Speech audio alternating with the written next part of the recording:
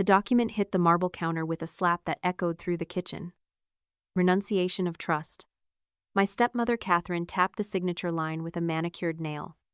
Happy 18th birthday, Victoria. Outside, the Minneapolis winter was howling at 20 degrees below zero. Inside, the silence was colder. My father Bradley stared at the floor. Sign away the $2.8 million or get out. Those were the options. I didn't scream, I didn't beg. I looked at the pen, then I looked at the door. I turned my back on them. Bradley snatched the house keys from my hand and shoved me into the night before I could even grab a coat. The deadbolt slammed home. The cold hit me like a blade. I was alone. Before we go any further, I have to ask, if your family gave you that choice, money or exile, what would you do? Drop a comment below. I really want to know if I am the only one who would choose the cold. The wind in Minneapolis doesn't just blow, it hunts you. At 20 below zero, the air turns into a physical weight pressing against your lungs until every breath feels like inhaling broken glass. I walked away from the mansion without looking back. I didn't run. Running is for panic, and I wasn't panicking. I was calculating. I had a hoodie, a backpack, and $20 in cash I had hidden in my shoe weeks ago. I knew exactly where I was going.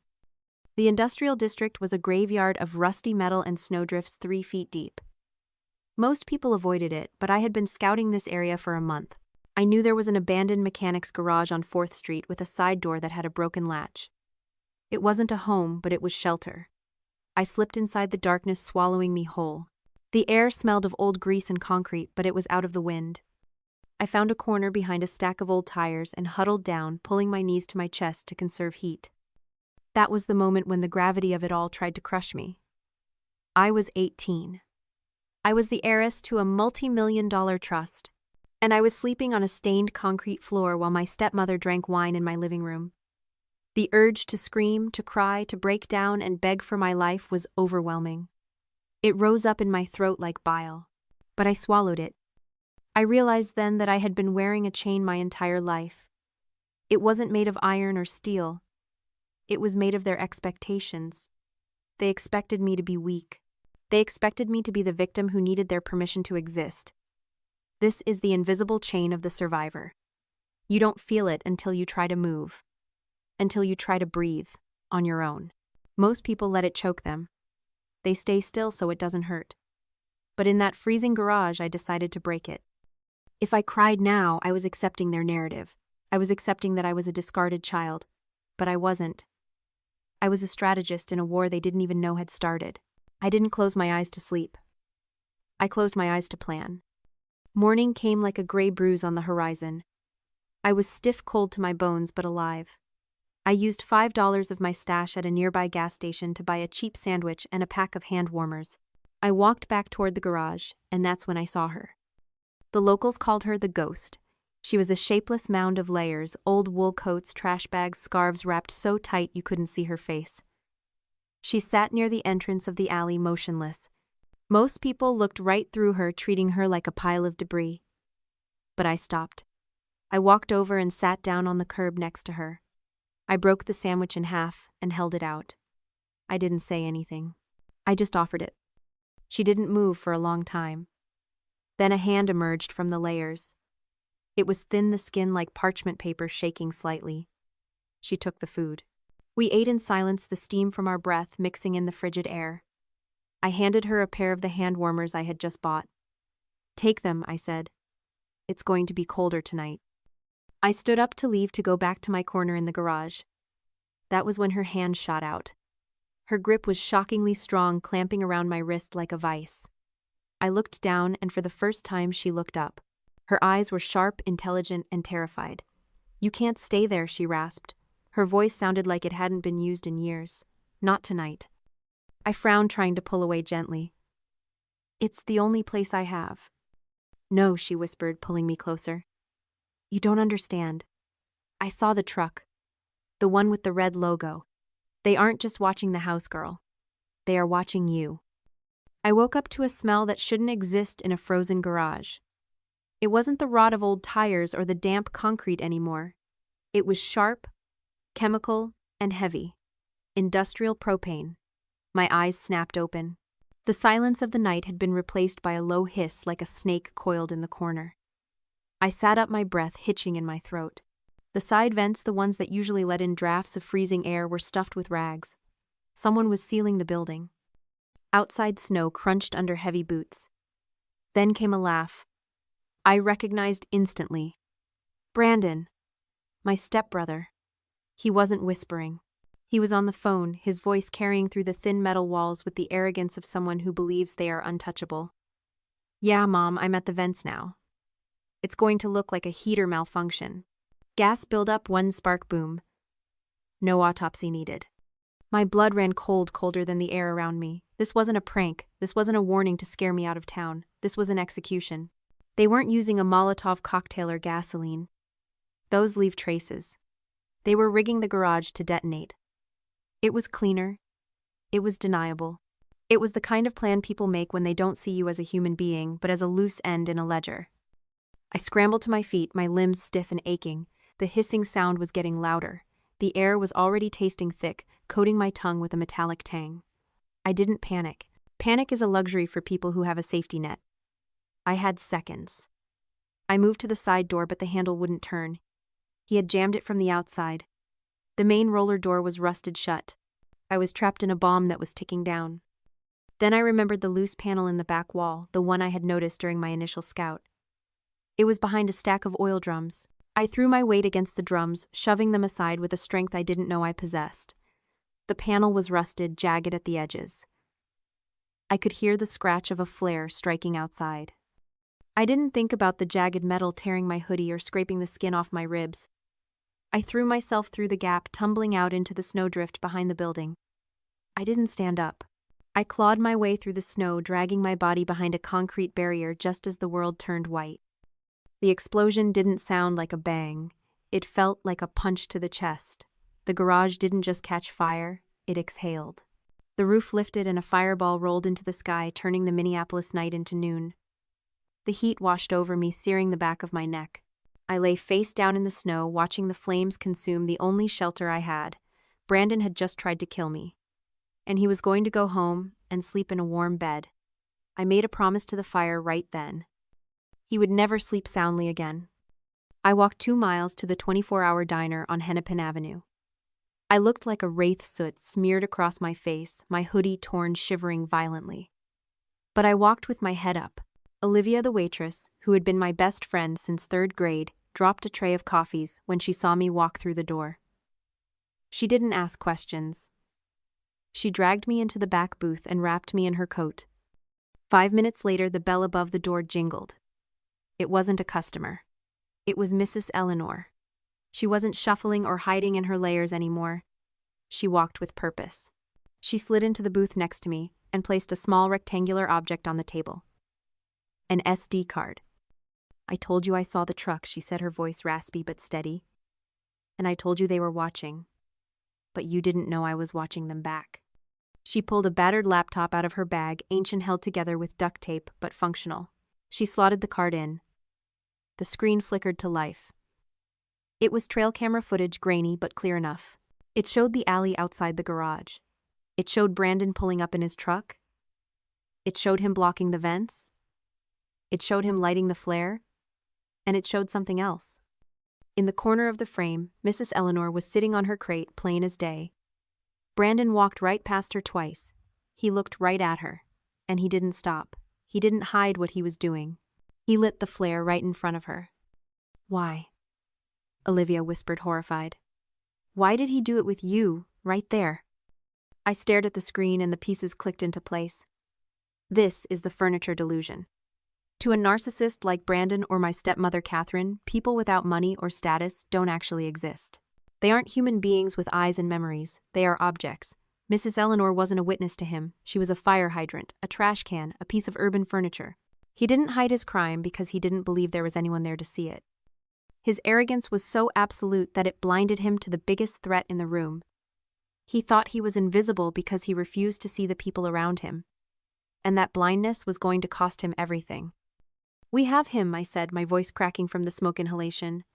We have everything. Olivia pulled out her phone. I'm calling the police. No, I said, closing the laptop. Not yet. If we go to the police now, they get arrested, maybe they make bail, maybe they hire expensive lawyers. I don't just want them arrested. I want them destroyed.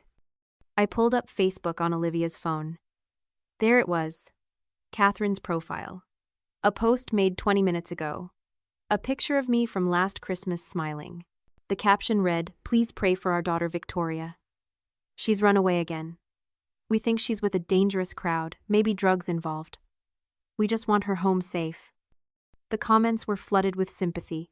"So sorry, Catherine. You're such a good mother. Hope she gets the help she needs." They were assassinating my character to cover up my murder. If my body was found in the fire, they would say it was a drug deal gone wrong. They would say I started the fire while high. They had already written the narrative. "She's framing you," Olivia said, reading the comments. "She's burying you before you're even dead." "She thinks she's playing chess," Mrs. Eleanor said, a dark smile touching her lips. "But she doesn't know who's sitting on the other side of the board." Eleanor reached into her coat pocket and pulled out a silver lighter. It was engraved. Not with her initials, but with a corporate logo. The same logo that was on the letterhead of my grandfather's trust. "You aren't just a homeless woman," I said, staring at the lighter. "No," Eleanor said. 30 years ago, I was your grandfather's executive assistant. I ran his schedule, I balanced his books, and I knew every clause in his will. Catherine forged documents to get me fired and blacklisted 10 years ago because I knew she was skimming from the accounts. She ruined my life. I stayed on the streets near the mansion to watch over his bloodline. To watch over you." She leaned in her eyes, hard as flint. "I know the protocols of the trust, Victoria, and I know a detective who hates your father almost as much as I do. It's time to initiate the frostbite protocol." We spent the next 2 hours crafting the trap. It had to be perfect. I sent a text to Brandon. No capitalization, no punctuation, just panic. "I got out. I know what you did. I just want the money. Meet me at the bank downtown. I'll sign the papers if you give me $50,000 cash and let me leave town." It was the bait they couldn't resist. It confirmed I was alive, which would terrify them, but it also offered them exactly what they wanted: my signature and my disappearance. It played into their belief that I was weak, that I could be bought. Brandon replied in 30 seconds. "Deal. Be there in an hour. Come alone." I wasn't going alone. I was going with a wire. The conference room at the bank was glass-walled and soundproof. I sat at the long mahogany table, shivering in a clean coat Olivia had lent me. I looked small. I looked broken. That was the costume. The door opened. Catherine and Brandon walked in. They looked like royalty. Catherine was wearing a fur coat, her face a mask of concern, until the door clicked shut. Then the mask fell. She looked at me with pure, unadulterated hatred. "You are a cockroach," she spat, throwing her purse on the table. "Hard to kill." Brandon laughed, leaning against the door. "You look a little crispy, Vic. Get too close to a heater." "You tried to burn me alive," I whispered, tapping the table nervously. I was tapping near the microphone taped under the wood. "We tried to solve a problem," Catherine said, sliding the renunciation of trust document toward me. "You're unstable. You're a liability. And frankly, you don't deserve my father-in-law's money. Sign the papers, take the cash, and disappear. If you come back next time, Brandon won't miss." "Did you forge grandfather's signature on the eviction notice too?" I asked, my voice trembling. "I forged his signature on everything for the last 5 years of his life," Catherine sneered. "He was senile. I was efficient. Now, sign." I picked up the pen. I looked at the paper. Then I looked up at them. The fear dropped from my face like a heavy coat. I sat back in the chair and smiled. "No," I said. "What did you say?" Brandon stepped forward, fists balling. I said no. "And I think you should look behind you." Brandon turned just as the glass doors shattered inward. It wasn't the bank manager. It was a SWAT team. Minneapolis police flooded the room, weapons drawn. Detective Hanson, Eleanor's contact, slammed Brandon into the wall before he could even blink. Catherine and Brandon Brooks Hanson shouted, "You are under arrest for attempted murder, arson, fraud, and conspiracy." Catherine screamed, "You can't do this. I'm a victim here. She's crazy." I stood up and pulled the laptop from my bag. I turned the screen toward her. The video of Brandon lighting the fire played. Then I played the recording from the last 5 minutes. Her voice filled the room. I forged his signature on everything. Catherine went silent. She looked at me, and for the first time I saw the realization hit her. She wasn't looking at a victim. She was looking at the person who had just ended her life. As they dragged her out in handcuffs, she didn't scream my name. She just stared at the empty air where her future used to be. 36 hours later, my father found me, Bradley, the man who had pushed me out the door into the cold. He tracked me down to the hotel suite the trust lawyer had arranged for me. He looked like a ghost, unshaven, wearing the same clothes from the birthday party.